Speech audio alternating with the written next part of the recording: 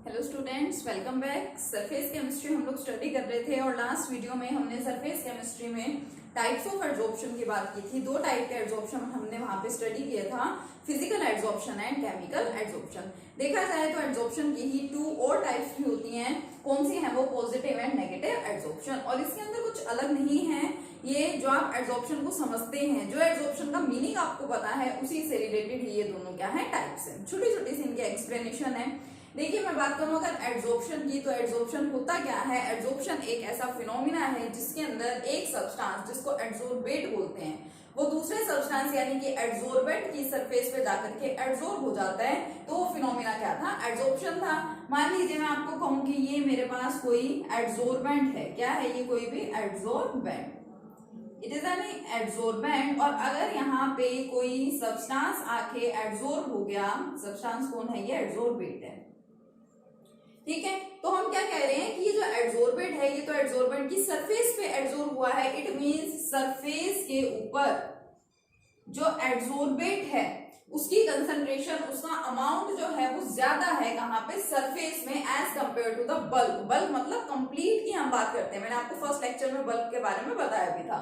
तो अगर मान लीजिए इस तरह से ये एड्सॉर्प्शन का फिनोमिना हो रहा है और इसके अंदर एड्सोर्बेट की कंसंट्रेशन या एड्सोर्बेट का अमाउंट क्या है? ज्यादा है on the surface as compared to the bulk, then the type of the adsorption is known as the positive adsorption.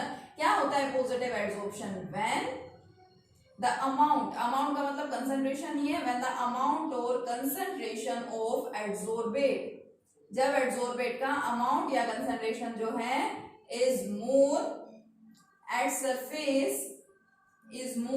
surface as compared to the bulk के कंपैरिजन में as compared to the bulk।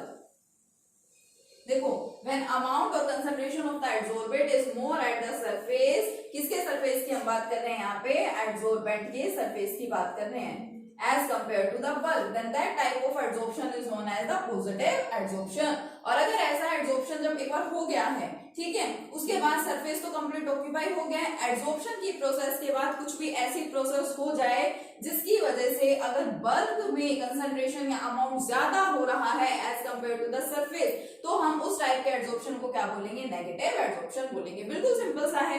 Positive adsorption वही है complete जो आप adsorption की process को study करते हैं, मतलब कि सरफेस के ऊपर एड्सोर्बेट का अमाउंट या एड्सोर्बेट की कंसंट्रेशन का ज्यादा होना as compare to the bulk. ठीक है, थ्रू आउट से अगर हम कंपैरिजन करें तो उस नॉर्मल टाइप के एड्सॉर्प्शन को बोला जाता है पॉजिटिव एड्सॉर्प्शन। लेकिन किसी भी तरीके से अगर उसका अपोजिट हो जाए, बल्क में अमाउंट या कंसंट्रेशन ज्यादा हो जाए एड्सोर्बेट का किसी भी रीजन से, तो वो क्या होगा फिर? That will be known as the negative adsorption. तो बिल्कुल सिंपल से थे। ठीक है, इसके बाद हमें नेक्स्ट टॉपिक डिस्कस करना है। नेक्स्ट टॉपिक क्या है? Factors affecting adsorption. अब आप लोगों को अच्छे से पता है, जब भी कोई प्रोसेस होती है, उस प्रोसेस को वो ऐसे ही तो नहीं हो जाती। वो प्रोसेस, बहुत सारे फैक्टर्स होते हैं जो उस चीज को क्या करते हैं? अफेक्ट करते हैं। इसी तरह से ये जो एड्सॉर्प्शन हम पढ़ रहे हैं, एड्सॉर्प्शन की प्रोसेस होती तो है, लेकिन कुछ फैक्टर्स यहाँ पे भी हैं जो कि एड्सॉर्प्शन की प्रोसेस को अफेक्ट करते हैं। So next topic is factors affecting adsorption. कौन कौन से फैक्टर हैं? देखिए, अब हम लोग जनरली स्टडी करते हैं नेचर के बारे में। अब जो एड्सोर्बेट है वो एड्सोर्बेंट पे आकर के एड्सॉर्ब कर रहा है, तो हमें एड्सोर्बेंट और एड्सोर्बेट की नेचर तो पता होनी चाहिए कि किस टाइप का आपके पास एड्सोर्बेंट है, किस टाइप का आपके पास एड्सोर्बेंट है। मीन सबसे पहले मेन रोल क्या कौन प्ले करता है? दोनों की नेचर प्ले करता है। ठीक है, तो फर्स्ट फैक्टर यहाँ पे हम क्या ले लेते हैं? नेचर ऑफ एड्सोर्बेंट, जिसके सरफेस पे, ठीक है, एड्सॉर्प्शन की प्रोसेस होनी है, उसकी नेचर पे डिपेंड करता है। Nature of adsorbent. Next one, अब एड्सोर्बेंट की नेचर पे डिपेंड कर रहा है, तो ऑब्वियस सी बात है कि वो एड्सोर्बेट की नेचर पे भी डिपेंड करेगा। So next one is the nature of the adsorbate. Third one is the temperature, temperature पे भी वो डिपेंड करता है। Fourth one is the pressure, pressure पे भी वो डिपेंड करता है। ठीक है, ये चार मेन फैक्टर्स हैं। वैसे तो मैं आपको नेचर ऑफ एड्सोर्बेंट में ही कंप्लीट एक्सप्लेनेशन कराने वाली हूँ, लेकिन कई बार इसी को एक और फैक्टर में भी डिवाइड कर दिया जाता है, दैट इज एक्टिवेशन ऑफ एड्सोर्बेंट। एड्सोर्बेंट को एड्सॉर्प्शन की प्रोसेस के लिए एक्टिवेट करवाना, उसको बोला जाता है एक्टिवेशन ऑफ एड्सोर्बेंट। एक्चुअल में ये नेचर ऑफ एडसोर्बेंट के अंदर ही आ जाता है। तो मेन हमारे पास 4 फैक्टर होते हैं। First one is nature of adsorbent, second one nature of adsorbent, third one is temperature and fourth one is pressure. Pressure वैसे तो फैक्टर सारे बहुत इंपॉर्टेंट हैं, लेकिन प्रेशर भी बहुत ज्यादा इंपॉर्टेंट फैक्टर है। इसके अंदर हम इस चैप्टर का मोस्ट इंपॉर्टेंट टॉपिक स्टडी करते हैं which is very important from the point of view of examination, और वो क्या है, हम आइसोथर्म को स्टडी करते हैं।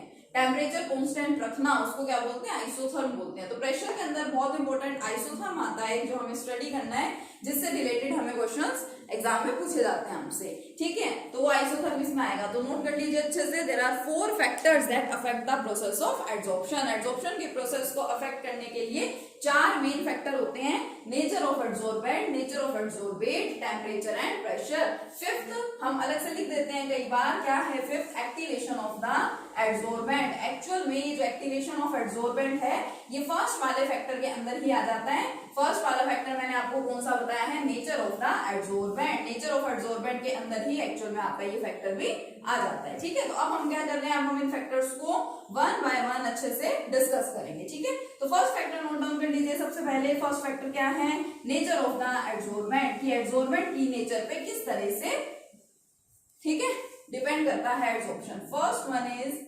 नेचर ऑफ एडसोर्बेंट, एडसोर्बेंट की नेचर। अब जैसे मान लीजिए आपको पता है अच्छे से कि जो एडसॉर्प्शन की प्रोसेस है वो क्या है, adsorption is a surface phenomena. Adsorption क्या है, एडसॉर्प्शन एक सरफेस फिनोमिना है, एक ऐसी प्रोसेस है जो कि सरफेस के ऊपर होती है। किसके सरफेस पे, एडसोर्बेंट के सरफेस पे। तो इसका मतलब जितना ज्यादा सरफेस अवेलेबल होगा उतनी ही ज्यादा क्या होगी, एडसॉर्प्शन की प्रोसेस होगी। मान लीजिए एक एडसोर्बेंट है, इतना सरफेस एडसोर्बेंट का अवेलेबल है for the process of adsorption. एक एडसोर्बेंट है, वहां पे इतना सरफेस अवेलेबल है, तो इसके ऊपर तो ये मान लीजिए एडसॉर्प्शन हो गया। अब सरफेस इसका क्या हो गया, खत्म हो गया, तो एडसॉर्प्शन की प्रोसेस और नहीं हो पाएगी। यहाँ पे जितना ज्यादा सरफेस है वहां पे प्रोसेस चलती जाएगी चलती जाएगी। इट मींस क्योंकि ये आपका एक सरफेस फिनोमिना है, तो ऑब्वियसली वो क्या करते हैं, सरफेस एरिया पे डिपेंड करता है। तो it means larger the surface area, larger the surface area of adsorbent, more या greater will be adsorption। जितना ज्यादा सरफेस एरिया होगा, किसका सरफेस एरिया, एडसोर्बेंट का, उतनी ही ज्यादा क्या होगी, प्रोसेस होगी एडसॉर्प्शन की, ठीक है। Larger the surface area of the adsorbent more will be the adsorption, उतना ही ज्यादा क्या होगा, एडसॉर्प्शन होगा, ठीक है। अब सिंपल सी बात है, मान लीजिए आप क्या कर रहे हैं, आप वाटर ले रहे हैं, ठीक है। सपोज आपके पास वाटर है, एक कंटेनर में एक बकेट है आपके पास या जो भी, ठीक है, कंटेनर है आपके पास, इसके अंदर क्या है, वाटर है। तो आपको पता है यहाँ पे सरफेस एरिया, ठीक है। अब मान लो इसी वाटर को क्या कर दिया जाए, इसको फर्श पर, जमीन पर इसको गिरा दिया जाए, ये वाटर है, यहाँ पे तो सरफेस एरिया बहुत ज्यादा हो गया फर्श पे, तो ठीक है। तो आप खुद सोचो कि सपोज ये सन है और सन से क्या आ रही है, रेज आ रही है, सन से क्या आ रही है, रेज आ रही है। तो आपके अकॉर्डिंगली ये जो सन से जो रेज आ रही हैं वो कौन से वाटर को जल्दी इवेपोरेट करेंगी, इस वाले वाटर को इवेपोरेट करेंगी या इसको करेंगी, जो कि क्या होगा, जो कि फ्लोर पे प्रेजेंट है, जो फर्श पे गिरा रखा है, वो वाटर पहले इवेपोरेट हो जाएगा due to this sun rays. Means जो सरफेस एरिया है वो यहाँ पे मेन रोल प्ले कर रहा है। तो ज्यादा सरफेस एरिया होगा अगर एडसोर्बेंट का, तो उतनी ही ज्यादा क्या हो जाएगी, एडसॉर्प्शन की प्रोसेस हो जाएगी, ठीक है। काफी सारे हमारे पास कई कॉमन हमारे पास एडसोर्बेंट होते हैं, जैसे कि चारकोल बहुत इंपॉर्टेंट एडसोर्बेंट होता है, और सिलिका जेल, इसका यूज क्या है, एडसोर्बेंट किया जाता है, ठीक है। तो ये हमारे एग्जांपल्स हैं किसके, एडसोर्बेंट के, लाइक चारकोल हो गया, सिलिका जेल हो गया, एक्टिवेटेड चारकोल होता है। एक्टिवेटेड चारकोल क्या है वो भी अभी आपको बताती हूँ। तो देखिए सरफेस एरिया नेचर के केस में हमने ये पढ़ लिया कि क्या है, अगर सरफेस एरिया ज्यादा होगा एडसोर्बेंट का तो एडसॉर्प्शन की प्रोसेस भी क्या होगी, ज्यादा होगी। अब तो मैंने यहाँ पे देखो फिफ्थ पॉइंट अलग से मेंशन किया था, एक्टिवेशन ऑफ एडसोर्बेंट, वो एक्चुअल में यही काम आता है कि एडसोर्बेंट को एक्टिवेट कर देना, ठीक है। एड्सॉर्बेंट को एक्टिवेट करना किस लिए, ताकि एड्सॉर्प्शन की प्रोसेस ज्यादा हो, ठीक है, उसको क्या बोला जाता है, एक्टिवेशन ऑफ द एड्सॉर्बेंट। बहुत सारे तरीके हैं, हमें एड्सॉर्बेंट को एक्टिवेट करना है, मींस हम उसका सरफेस एरिया क्या करते हैं, बढ़ा दें, तो वो एड्सॉर्बेंट क्या हो जाएगा, एक्टिवेट हो जाएगा। कैसे कर सकते हैं, bye increasing the surface area. Paper में कई बार घुमा फिरा के क्वेश्चन ऐसे पूछ लेते हैं कि हम एड्सॉर्बेंट को किस तरह से एक्टिवेट कर सकते हैं for the process of adsorption. तो हम क्या करें, आपको पता है ज्यादा सरफेस एरिया होगा तो एड्सॉर्प्शन की प्रोसेस भी ज्यादा होगी, तो हम उसके सरफेस एरिया को क्या करें, बढ़ा दें। So by increasing the surface area of adsorbent. और अगर कोई सब्सटेंस है वो हमारे पास इस तरीके से प्रेजेंट है, इस फॉर्म में, ठीक है, बड़े बड़े पीसेस प्रेजेंट है, और एक हमारे पास क्या है, हमने इसी को ब्रेक कर लिया छोटे छोटे पीसेस के अंदर, तो आपको पता है कि जो छोटे छोटे पीसेस वाला सब्सटेंस है, it will have larger surface area as compare to this. इसकी कंपैरिजन में इसका सरफेस एरिया क्या होगा, ज्यादा होगा। तो हम सरफेस एरिया कैसे इंक्रीज कर सकते हैं, by breaking the adsorbent into the small pieces. छोटे छोटे पीसेस में हम क्या करते हैं, एड्सॉर्बेंट को ब्रेक करवा दे, तो उसका सरफेस एरिया क्या हो जाएगा, बढ़ जाएगा। इट मींस आपका एड्सॉर्बेंट क्या हो गया है, एक्टिवेट हो गया है for the process of adsorption, ठीक है। और क्या करें, बाय हीटिंग।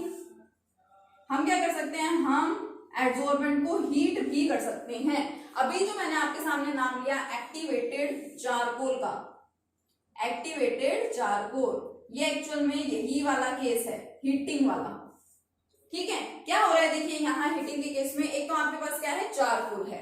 चारकोल को जब आप हीट करवा देते हैं, ठीक है, चारकोल को हीट करवा रहे हैं, तो वो है तो charcoal he.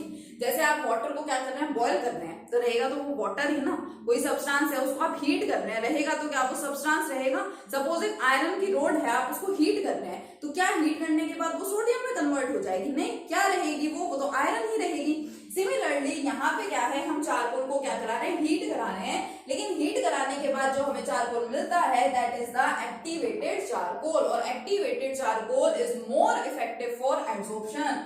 Activated charcoal is more effective for adsorption. Adsorption process के लिए एक्टिवेटेड चारकोल जो होता है वो क्या होता है, ज्यादा इफेक्टिव होता है as compare to the simple charcoal, ठीक है। जैसे कि आप सिंपल सी बात करते हैं, सपोज आपके पास विंटर्स में बात करते हैं, हाथ सेकते हैं आप लोग, ठीक है, तो उसमें क्या होता है, एक तो आपके पास सपोज राख ही राख प्रेजेंट है, भुजी हुई राख है, और एक क्या होती है, राख है जिसके अंदर छोटे छोटे अंगारे होते हैं। तो जो भुजी हुई राख है वो तो होता है हमारा चारकोल, और जिसके अंदर अंगारे प्रेजेंट है, अब जिसमें छोटे छोटे अंगारे हैं, आप उसको थोड़ी सी हीट देंगे, वो फटाफट से क्या हो जाएगा, वो जलना शुरू हो जाएगा, तो वो हमारा है कौन, एक्टिवेटेड चारकोल। तो एक्टिवेटेड चारकोल जो है वो एड्सॉर्प्शन की प्रोसेस के लिए ज्यादा इफेक्टिव होता है as compare to our normal charcoal, ठीक है। तो ये सिंपल सा फर्स्ट फैक्टर हो गया, नेचर ऑफ द एड्सॉर्बेंट। किस तरह से एड्सॉर्बेंट की नेचर पे डिपेंड करता है एड्सॉर्प्शन। जितना ज्यादा सरफेस एरिया होगा एड्सॉर्बेंट का,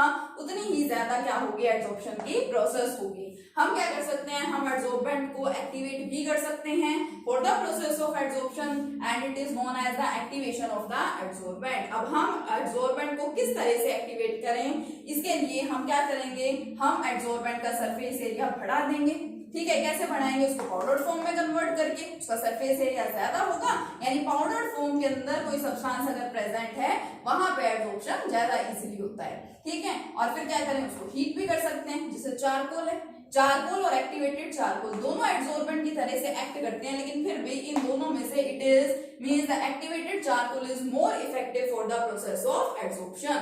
इसके अलावा काफी सारे हमारे पास एड्सॉर्बेंट्स होते हैं, मान लीजिए सिलिका जेल है, ये भी बहुत कॉमनली यहाँ पे यूज किया जाता है for the process of adsorption, ठीक है। अब कोई मान लीजिए आपके पास दो सरफेसेस हैं एड्सॉर्प्शन के लिए, तो हमेशा याद रखना, एक आपके पास है स्मूथ सरफेस और एक आपके पास है रफ सरफेस। तो ये चीज हमेशा याद रखें कि जो रफ सरफेस है इस पे एड्सॉर्प्शन की प्रोसेस बहुत ज्यादा इजीली और बहुत ज्यादा जल्दी से होती है, ठीक है। तो ये जो सारा का सारा कंसेप्ट है किसका है, नेचर ऑफ एड्सॉर्बेंट, ठीक है। नेचर ऑफ एड्सॉर्बेंट पे एड्सॉर्प्शन की प्रोसेस किस तरह से डिपेंड करती है, ये है। तो मैं इसको यहाँ पे समराइज करके एक बार और लिख देती हूँ, इसको अच्छे से याद रखें आप लोग, इसको नोट डाउन कर लेना अच्छे से, ठीक है। मैं एक बार दोबारा लिख रही हूँ इसको।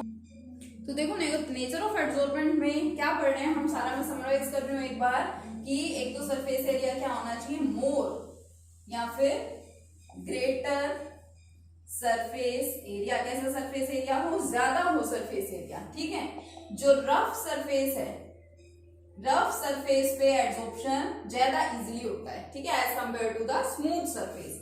पाउडर्ड फॉर्म में अगर कोई सब्सटेंस है, पाउडर्ड फॉर्म में अगर कोई सब्सटेंस है तो वहां पे एड्सॉर्प्शन की प्रोसेस ज्यादा होती है, ठीक है, या ज्यादा इजीली वहां पे प्रोसेस होती है। बहुत सारे हमारे पास एड्सॉर्बेंट्स हैं, क्या एग्जांपल है हमारे पास एड्सॉर्बेंट्स के, देखिए silica gel, charcoal, activated charcoal etcetera, काफी सारे हमारे पास एड्सॉर्बेंट्स के एग्जाम्पल होते हैं, ठीक है। इनमें से भी अगर चारकोल और एक्टिवेटेड चारकोल का केस देखा जाए तो it is highly effective as for adsorption as compare to the charcoal. और इसको हम इसके अंदर कन्वर्ट कैसे करते हैं, बाय हीटिंग। हम इसको हीट कर रहे हैं सिंपल नॉर्मल चारकोल को, तो वो कन्वर्ट किसमें हो जाएगा, एक्टिवेटेड चारकोल में। ये आपका फर्स्ट हो गया है nature of the adsorbent. Now look here the second factor and the second one is nature of adsorbate, क्योंकि एड्सॉर्बेंट की नेचर पे डिपेंड कर रही है अगर एड्सॉर्प्शन की प्रोसेस, तो ऑब्वियसली वो एड्सॉर्बेंट की नेचर पे भी डिपेंड करेगी। और एक छोटा सा आपको यहाँ पे बात याद रखनी है, एक छोटी सी बात और छोटा सा पॉइंट आप याद रखिए, जनरली आपको एड्सॉर्बेंट की तरह से जो मिलेंगी वो क्या मिलती है, आपको गैसेस मिलती हैं, ठीक है। तो यानी जो एड्सॉर्बेंट है यहाँ पे आपके पास वो कैसा होगा, वो कोई भी गैस होगी, गैसियस फॉर्म में आपका एड्सॉर्बेंट प्रेजेंट होगा, ठीक है। और गैस के केस में भी देखिए, the gas which is easily liquefiable या मोर लिक्विफाइबल,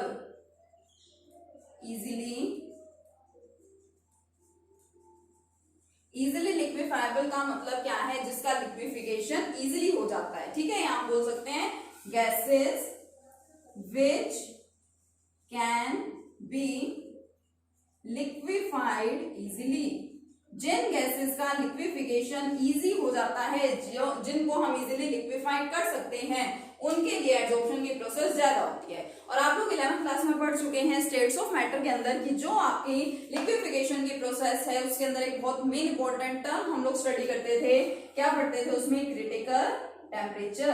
तो आप लोगों ने पढ़ रखा है जितना ज्यादा होगा critical temperature, more will be the critical temperature, more will be the process of liquefaction, उतनी ही ज्यादा क्या होगी, लिक्विफिकेशन की प्रोसेस होगी। और जितनी ज्यादा लिक्विफिकेशन होगी, जो गैस इजीली लिक्विफाई हो जाएगी, जिस गैस का इजीली लिक्विफिकेशन हो जाएगा, वहां पे एड्सॉर्प्शन भी क्या होगा, ज्यादा होगा, एड्सॉर्प्शन की प्रोसेस भी वहां पे क्या होगी, ज्यादा होगी। सिर्फ ये 3 पॉइंट्स हैं, इन 3 पॉइंट्स को माइंड में अच्छे से बिठा लीजिए, यही क्या है आपका नेचर ऑफ एड्सॉर्बेट है, ठीक है। तो आप लोगों को पता है कि गैसेस जो है लाइक सल्फर डाइऑक्साइड है, अमोनिया है, ठीक है, क्लोरीन है, ये क्या होती है, these can be liquefied easily, ये हम लोग पढ़ चुके हैं पहले।